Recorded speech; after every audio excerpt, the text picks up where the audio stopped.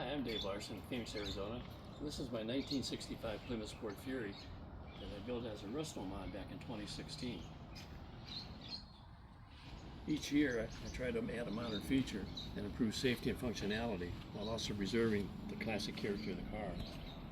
One of the upgrades in 2026 was a true push-to-start system designed specifically for classic and custom vehicles. After much research, I chose the Digital Guard Dawg push-to-start system.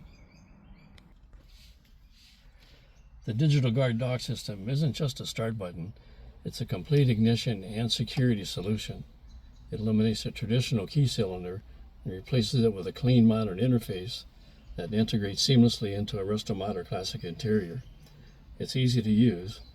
After the key fob system activation, a single press of the button powers the accessory circuit. The second push activates your heater or cooling fans or anything else you might have hooked up to that particular circuit. At this point, step on the brakes. The light will begin flashing, showing that the system is ready to start. Press the button and release after the engine starts.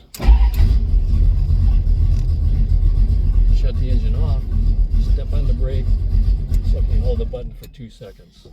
The system powers down cleanly.